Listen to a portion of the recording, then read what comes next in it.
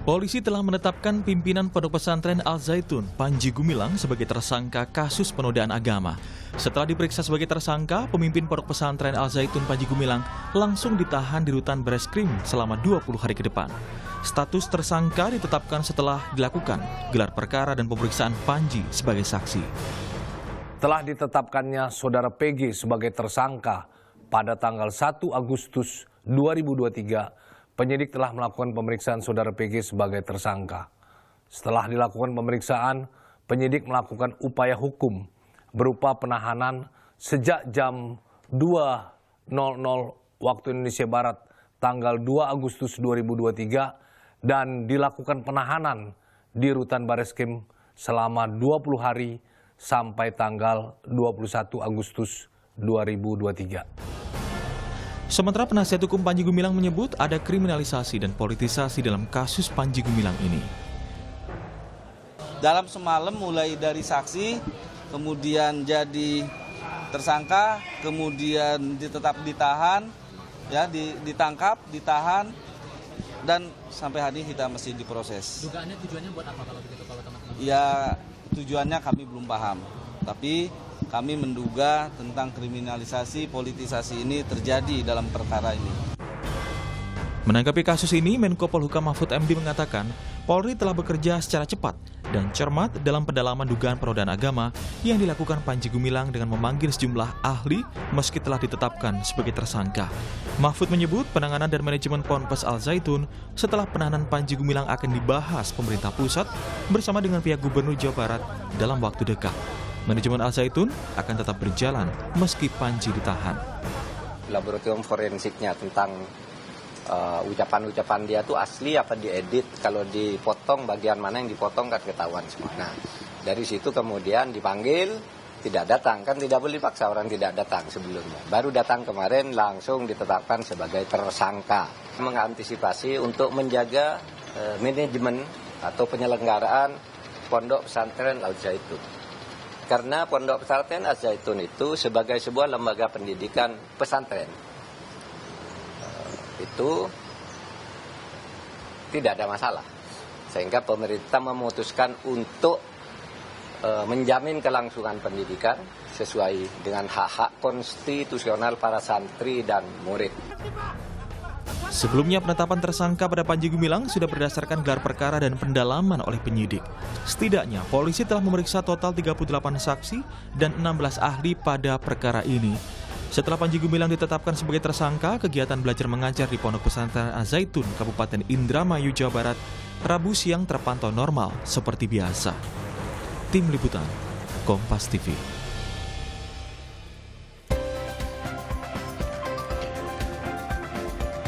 Pimpinan Pondok Pesantren Al Zaitun, Panji Gumilang akhirnya ditetapkan tersangka dan ditahan oleh penyidik Bareskrim Mabes Polri. Proses penetapan tersangka ini terbilang cukup lama. Sebelumnya sejumlah kontroversi Panji Gumilang dan juga Pondok Pesantren Al Zaitun mencuat ke publik dan menjadi sorotan. Lalu bagaimana dengan proses hukum Panji Gumilang dan bagaimana nasib Pondok Pesantren Al Zaitun setelah ditinggal oleh Panji Gumilang? Pagi ini kita akan membahasnya dengan sejumlah narasumber melalui daring, diantaranya ada pemerhati Pondok Pesantren sekaligus Wakil Sekretaris Badan Penanggulangan Ekstremisme dan juga Terorisme MUI, yaitu ada Muhammad Najih Aromadloni. Selamat pagi Mas Najih, dan juga ada pakar hukum pidana Universitas Islam Indonesia, ada Mas Ari Wibowo. Selamat pagi Mas Ari. Selamat pagi Mas Riza. Nah, ini telah ditetapkan menjadi tersangka dan Panji Gumilang ditahan di rutan Bareskrim Polri sampai dengan 21 Agustus.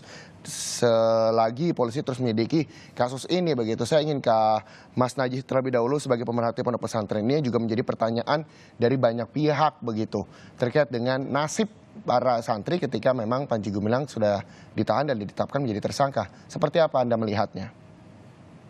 Ya, tentu pertama kami mengapresiasi Polri ya, bahwa ini membuktikan bahwa hukum berjalan ya. Biarkan masyarakat mendapatkan keadilan. Nah, sekarang tinggal Al Zaitun, saya kira sejak awal penanganan ini memang harus diklasifikasi. Ada penanganan terhadap Panji Gumilang, kemudian pesantren Al Zaitun sebagai pesantren, dan juga nantinya adalah NII sebagai yang menjadi induk organisasi pesantren ini. Saya kira menangani pesantren ini tidak sulit ya, karena kalau dilihat dari segi jumlah santrinya, tentu Al-Zaitun ini tidak banyak juga gitu.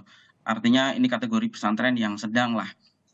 Karena beberapa pesantren di Jawa Timur itu misalnya ada yang santrinya sampai 45.000 misalnya, seperti di pesantren di Lirboyo Kediri. Artinya memitigasi santri ini nantinya saya kira tidak sulit, bisa dipindahkan ke beberapa pesantren lain mungkin, misalnya seperti pesantren-pesantren yang ada di bawah Kementerian Agama yang jumlahnya ada hampir 30.000 pesantren. NU juga Ketua Umum PBNU kemarin sudah menyatakan siap menampung santri-santri Al-Zaitun. Begitu juga saya kira ormas-ormas yang lain. Jadi sekarang tinggal menurut kami adalah menuntaskan kasus Panji Gumilang ini setransparan mungkin ya, dan harus dibuka sampai ke akar-akarnya, karena selama puluhan tahun terlalu banyak yang ditutup-tutupi dan terlalu banyak misteri yang mengitari pesantren ini.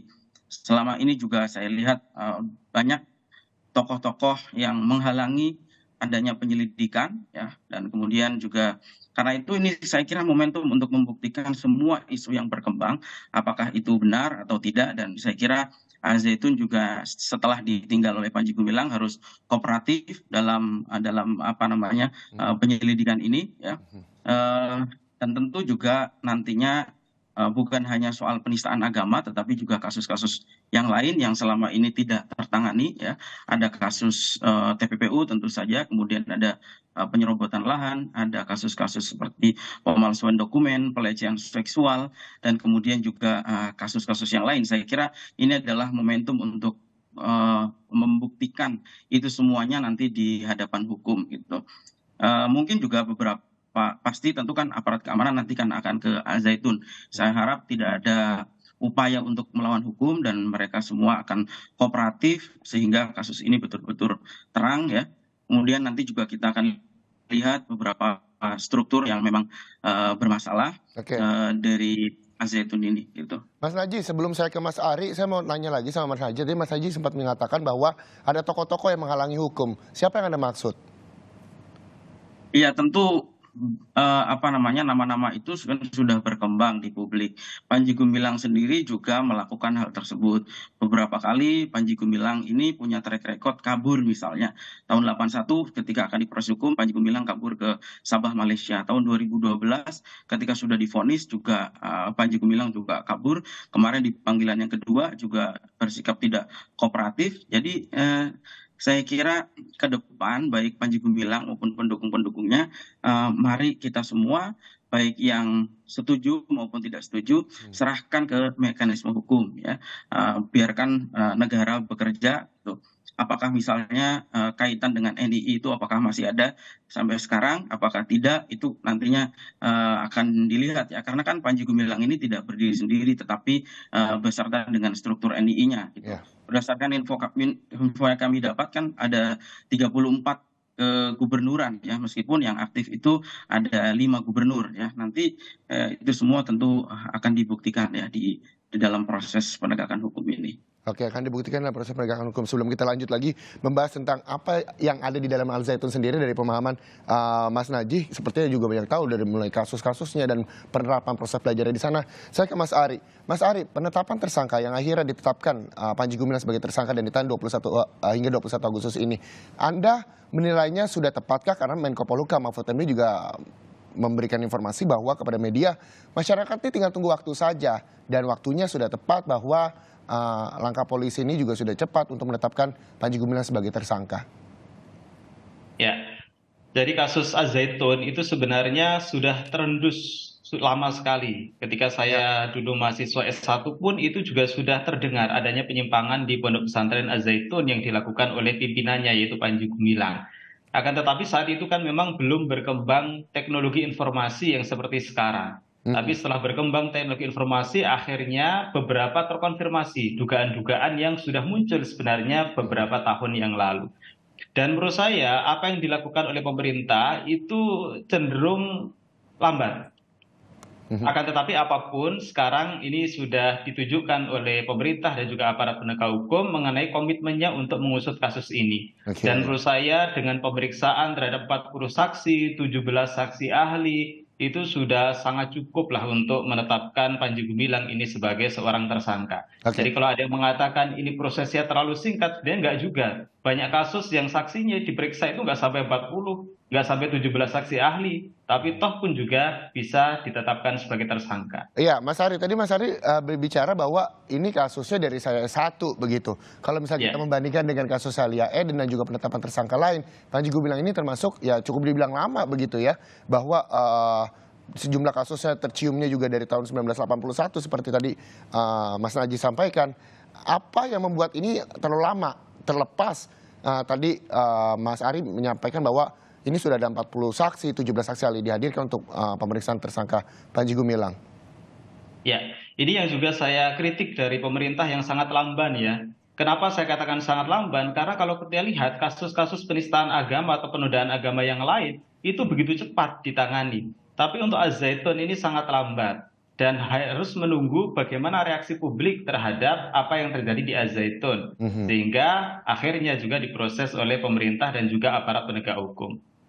Jadi kalau menurut saya ini ya, kalau nggak ada dorongan publik, saya kira juga akan sama kasusnya seperti yang dulu ya, tidak kunjung diproses.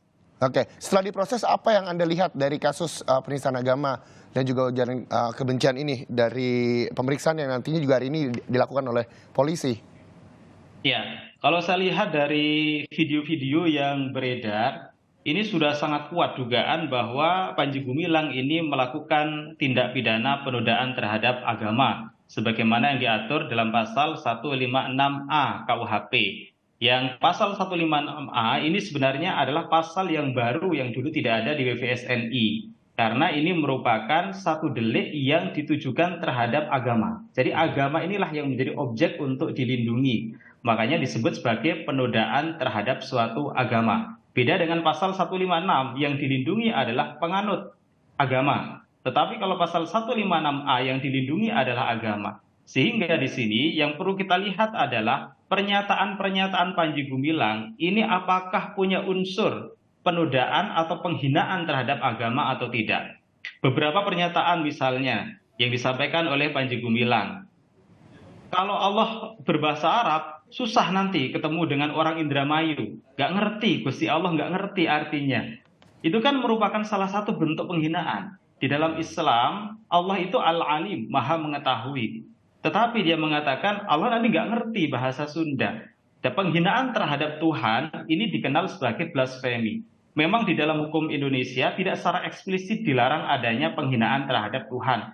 Akan tetapi ini masuk ke dalam kategori penghinaan terhadap agama. Karena Tuhan dengan agama ini merupakan suatu kesatuan. Tidak ada agama di dunia ini yang tidak ada Tuhan. Pasti ada yang dikultuskan. Oleh karenanya maka menurut saya ini sudah sangat kuat ya bahwa Panji Gumilang ini melakukan penodaan terhadap agama. Oke, yang juga menjadi pertanyaan publik dan juga para orang tua para santri adalah bagaimana dengan nasib para alumni, nasib para santri yang memang saat ini juga masih mengemban pendidikan dari pimpinan Pondok Pesantren Al-Zaitun yaitu Panji Gumilang. Tapi nanti kita akan tanya ke pemerhati Pondok Pesantren.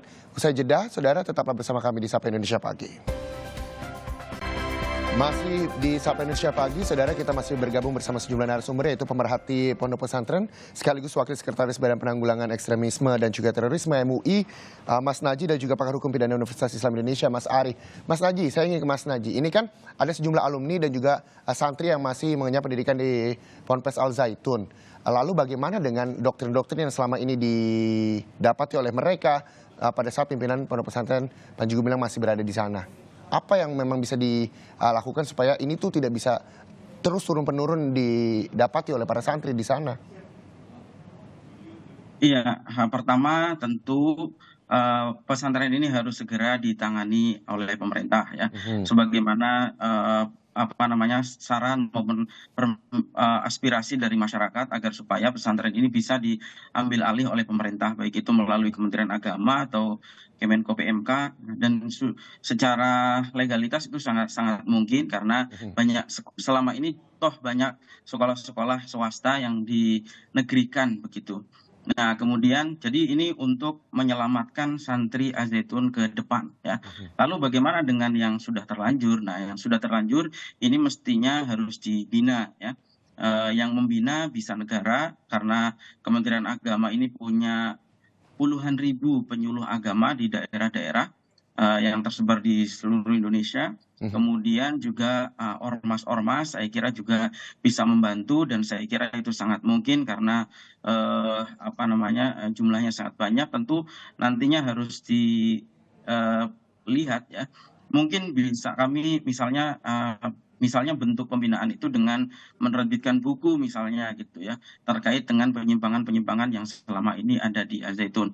Oke. Karena gini Mas Reza, karena pesantren itu kan filosofinya pendidikan 24 jam ya, Ya. di mana dari mulai bangun tidur sampai tidur lagi itu harus mengandung nilai edukasi.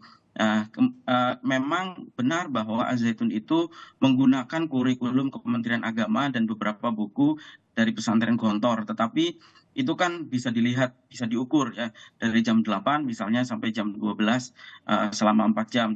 Nah, yang 20 jamnya ini kan kita tidak tahu apa yang didoktrinkan kepada para santri Al-Zaitun selama ini. Nah, itu saya kira nantinya harus diluruskan karena selama ini kan ada pengarahan rutin juga dari Panji Gumilang sebagai pemimpin yang absolut di Al-Zaitun yang ucapan-ucapannya dianggap sebagai doktrin kebenaran tunggal ya sehingga nantinya misalnya ideologi-ideologi yang menyimpang itu baik yang membahayakan secara kenegaraan ya misalnya kasus makar dan seterusnya maupun yang berkaitan dengan penyimpangan agama tadi.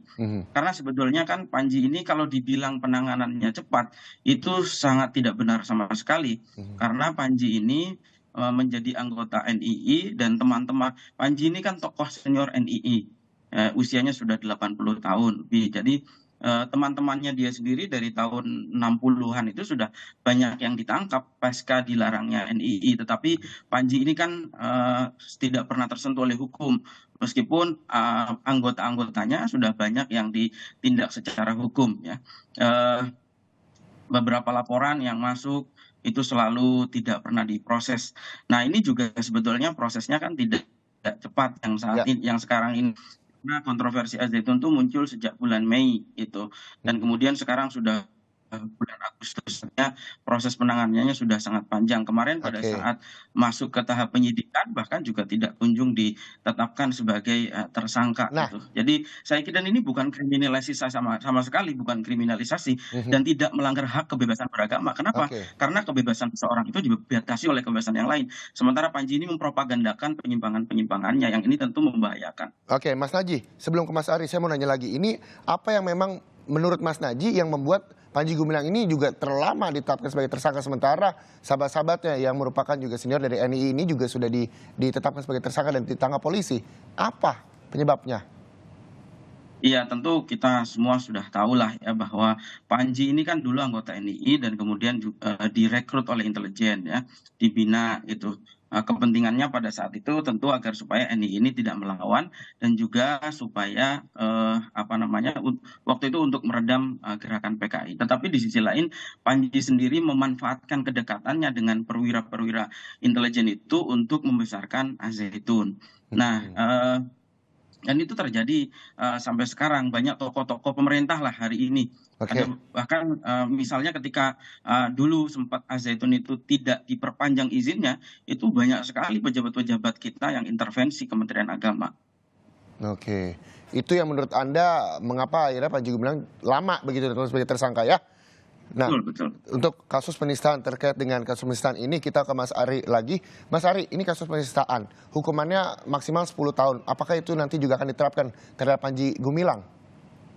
Ya, kalau dilihat dari pemberitaan, pasal yang disangkakan oleh kepolisian itu ada 3, yaitu pasal 156A KUHP mengenai delik penodaan agama, kemudian pasal 45A ayat 2 junto pasal 28 ayat 2 Undang-Undang ITE, ini terkait dengan ujaran kebencian atau hate speech, dan pasal 14 ayat 1 Undang-Undang nomor 1 tahun 46 tentang peraturan hukum pidana, yang di dalamnya itu mengatur adanya suatu pemberitaan atau pemberitahuan bohong yang disengaja untuk menerbitkan keonaran di kalangan rakyat. Dari 3 ketentuan pasal itu yang sampai pidana maksimal 10 tahun itu adalah pasal 14 ayat 1 Undang-Undang Nomor 1 Tahun 1946.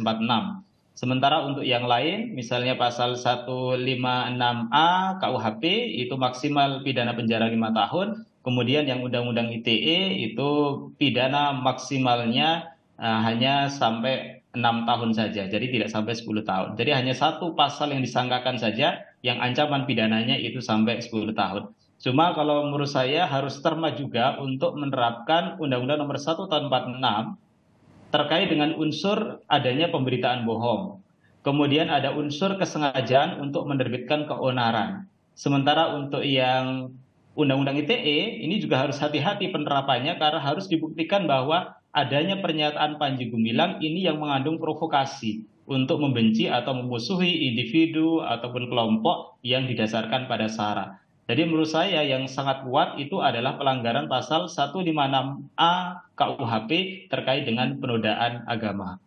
Oke, nah selain dengan kasus dugaan penistaan agama dan juga ujaran kebencian, Panji Gumilang juga saat ini sedang dalam penyelidikan terkait dengan tindak pidana pencucian uang. Anda melihatnya seperti apa?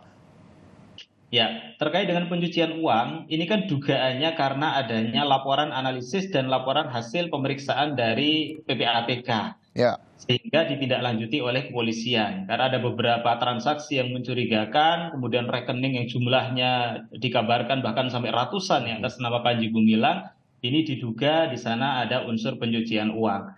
Sehingga kalau ini memang terbukti ada pencucian uang, tentunya yang terlibat bukan hanya Panji Gumilang, karena Al-Zaitun ini kan di bawah yayasan. Sehingga nanti yang terlibat di sana kemungkinan itu bukan hanya seorang saja, tapi juga pengurus yayasan yang bersangkutan. Tapi kita tunggu saja hasil pemeriksaan dari kepolisian terkait dengan hal ini. Kemungkinan-kemungkinan itu bisa juga terjadi seperti Mas Ari katakan. Apakah ini juga memungkinkan jika memang para alumni misalnya atau para santri yang memang terdapat aliran dana nantinya dari Panji Gumilang terkait dengan pemeriksaan TPPU ini juga akan tersangkut?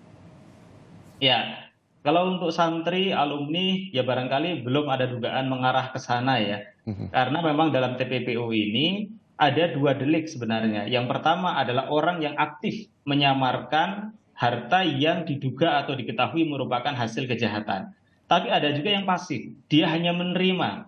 Tetapi dia menduga atau paling tidak dia patut mengetahui bahwa harta itu diperoleh dari kejahatan. Jadi kemungkinan yang melakukan ini adalah orang-orang yang ada di pengurusan yayasan ataupun di pondok pesantren Al-Zaitun itu. Jadi kemungkinan untuk santri dan alumni untuk sampai saat ini ya mungkin belum ada dugaan yang mengarah sampai ke sana. Oke, berarti kita tinggal menunggu aja proses yang akan dilakukan polisi begitu Mas Ari ya. Saya kembali ke Mas Naji. Mas Naji, kita tahu bahwa Menko Polhukam Mahfud MD menyatakan bahwa nantinya beliau akan memanggil dan melakukan koordinasi terkait dengan pendidikan para santri di Al-Zaitun dengan Gubernur Jawa Barat, terus juga Kemenak, Kemendagri, Kemenkumham, dan ini juga akan segera dirapatkan untuk mengambil alih Al-Zaitun. Terlepas dari itu, Mas Naji, dari sepengetahuan Mas Naji, sebenarnya metode pembelajaran seperti apa sih di sana? Apalagi juga di media sosial ini beredar foto-foto para santri begitu Al-Zaitun yang menurut banyak orang kok begini ya. Nah, Anda melihatnya seperti apa? Iya, tentu pembinaan ini memang harus melibatkan pemerintah daerah ya, karena untuk sekolah sekarang ini kan terjadi otonomi sekolah ya. Kalau untuk tingkat SMP sederajat itu kan di bawah pemerintah daerah kota atau kabupaten, sementara untuk tingkat SMA dan MA itu berada di tingkat pemerintah provinsi gitu. Jadi memang ini semua harus melibatkan semua pihak, saya kira, baik itu pemerintah daerah maupun juga tokoh-tokoh masyarakat yang ada di sana, karena selama ini kan Al-Zaitun ini menjadi pesantren yang tertutup ya, padahal tentu salah satu pesantren yang direkomendasikan adalah pesantren yang memang terbuka dengan masyarakatnya gitu. Nah, saya kira itu ya, memang setelah pasca penangkapan Panji ini tentu memang PR-nya adalah bagaimana segera membereskan Al-Zaitun sehingga persoalan ini tidak berlarut-larut, karena persoalan ini kan sebetulnya sudah 30 tahun tidak tertangani ya, tidak tertangani dengan baik dan tentu harus serius, tidak seperti yang dulu-dulu yang penanganannya hit and run. Jadi memang harus secara serius persoalan ini sampai tuntas, bahkan bukan hanya tentang Al-Zaitun, tapi juga harus dikupas bagaimana sampai ke NII. Karena NII ini adalah organisasi induk teror yang ada di Indonesia, tetapi sampai hari ini masih belum dilarang, sehingga ini juga saya kira harus ditangani di Kemenko Polhukam bagaimana menetapkan NII ini sebagai DTT-OT. Gitu. Oke, nah terkait dengan foto-foto yang banyak beredar di media sosial terkait dengan banyaknya para santri, terus kumandang azan di sana yang juga sempat diperdebatkan publik begitu. Anda menilainya seperti apa ini pengajaran di sana? Itu adalah bagian dari penyimpangan sebetulnya. Karena begini, Mas Reza, jadi Panji Gumilang ini selain dia ini NII, dia ini juga adalah pengikut ajaran Isa Bugis. Nah, gitu.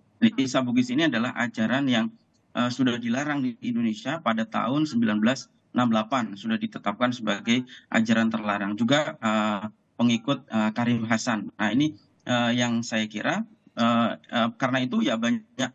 Jadi mereka ini adalah ajaran yang sinkretik ya. Jadi mengumpulkan beberapa teori kemudian dijadikan satu ajaran kayak gitu. Nah, ini kenapa terkesan Panji Gumilang ini dalam hal beragama dia tidak berpegang pada pakem Al-Quran dan hadis yang selama ini menjadi pedoman umat Islam, tetapi dia seakan-akan mengkreasi sendiri beberapa ajaran-ajaran agama itu. Nah, ini yang dianggap penyimpangan gitu. Nah, apa yang dari pengamatan Mas Naji pembelajaran yang menyimpang di Al-Zaitun? Tapi satu sisi para orang tua ini sepertinya baik-baik saja, tidak ada yang salah. Apa yang karena banyak yang tidak tahu, karena banyak yang tidak tahu bahwa Al-Zaitun ini menyimpang. Kan Al-Zaitun ini kan contoh kasusnya singkat saja, Mas Naji. Ya, contoh misalnya yang sederhana di luar persoalan agama adalah propaganda bahwa Al-Zaitun itu menciptakan kemandirian pangan. Padahal berdasarkan penuturan beberapa wali santri, anak-anak mereka di Al-Zaitun itu kekurangan gizi. Gitu. Nah, ini contoh aja salah satu hal yang hal yang menyesatkan lah gitu. Wali santri awalnya mengira ini pondok yang sangat mewah, terbesar di Asia Tenggara, kemudian menciptakan kemandirian ekonomi dan seterusnya. Tetapi ternyata saya dialog dengan beberapa alumni yang ada di sana, misalnya mereka mengatakan hanya dikasih ikan blender misalnya. Ikan blender itu maksudnya sudah tidak ada dagingnya, tetapi hanya kuah-kuah itu sama nasi misalnya. Sehingga para santri banyak mengalami kekurangan gizi. Saya kira itu salah satu yang mitos tentang Al-Zaitun yang ternyata mitos kebesaran Al-Zaitun yang ternyata tidak benar. Oke, mitos kebesaran Al-Zaitun yang ternyata tidak benar menurut Mas Naji. Mas Ari, mendengar pernyataan dari Mas Naji, ini pesantren begitu tertutup hingga orang tua bahkan banyak tidak tahu informasi di sana. Ada sanksi hukumnya nggak sih Mas Naji ketika memang ada pelaporan tersebut?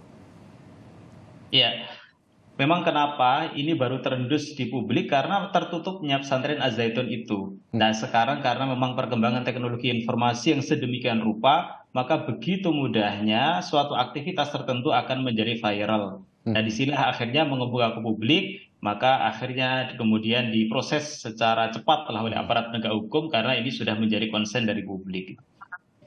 Ya, jadi fokusnya memang ke pasal 156A ya terkait dengan penodaan agama yang sekarang ini sudah banyak terkonfirmasi dari pernyataan-pernyataan Panji Gumilang yang masuk ke publik. Kemudian untuk TPPU ini juga nanti kan harus ada predicate crime-nya, harus ada predicate offense-nya, harus ada tindak pidana yang mendahului. Jadi tidak serta-merta kemudian bisa terjadi TPPU. Karena TPPU itu kan penyamaran dari harta yang diduga atau diketahui merupakan hasil dari tindak pidana atau kejahatan.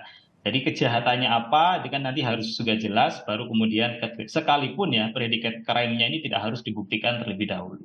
Oke, dari pemeriksaan terakhir ke Mas Ari, dari pemeriksaan Panji Gumilang yang masih berlangsung hingga kini di Barreskrim, ke depan nantinya apa yang nanti pasal apa yang memang bisa disangkakan oleh Panji Gumilang dan berapa masa tahanannya menurut pandangan Anda, Mas Ari? Ya, kalau tadi saya cermati ya dari video-video yang beredar itu yang kuat adalah pasal 156A yang ancaman pidananya itu maksimal pidana penjara 5 tahun. Nah, ini kan kasusnya sudah diproses dulu. Tapi nanti kalau memang ada dugaan kuat, sudah sampai mengarah kepada adanya sangkaan melakukan TPPU, maka perkaranya bisa di-split. Jadi perkara yang satu itu ada perkara penodaan agama, kemudian yang satunya itu perkara TPPU. Ini teknik yang sudah biasa digunakan ya terkait dengan splitting. Kalau memang beberapa tindak pidana yang dilakukan oleh seseorang. Oke, Mas Haji, terakhir, pesan apa yang bisa Mas Haji sampaikan kepada para orang tua santri yang ada di Al Zaitun dan juga mungkin para alumni yang sudah mendapatkan doktrin dari pimpinan Pondok Pesantren Al Zaitun Panji Gumilang? Apa yang bisa Anda sampaikan? Ya, mungkin karena kasus ini mungkin awalnya belum banyak yang tahu. Jadi saya kira para santri, wali santri dan kemudian alumni bisa mendiskusikan dengan persoalan yang saat ini ada itu dengan tokoh-tokoh agama yang moderat begitu ya. Kemudian bisa menanyakan apakah itu nantinya bisa apakah itu misalnya dilakukan pembinaan tentu saja ya, kemudian juga mengevaluasi bagi para calon wali santri agar supaya tidak lagi memesantrenkan anaknya ke Al Zaitun. Masih banyak pilihan, saya kira ada puluhan ribu pesantren yang ada di Indonesia ini sehingga tidak lagi ada yang menjadi korban ya dari Al Zaitun ini. Baik, terima kasih sekali lagi Mas Naji dan juga Mas Ari Wibowo atas waktunya bersama Sapa Indonesia Pagi. Kita berharap bahwa langkah pemerintah untuk mengambil alih Al Zaitun yang segera akan dikoordinasikan baik dengan Gubernur Jawa Barat, terus juga Kemenak, Kemendagri, Kemenkumham bisa berjalan dengan lancar dan pemeriksaan Panji Gumilang juga bisa disaksikan oleh masyarakat melalui media, televisi khususnya. Ini juga bisa secara terbuka dan juga secara profesional dilakukan oleh pihak kepolisian. Terima kasih sekali lagi para narasumber kami yang telah hadir di Sapa Indonesia Pagi hari ini.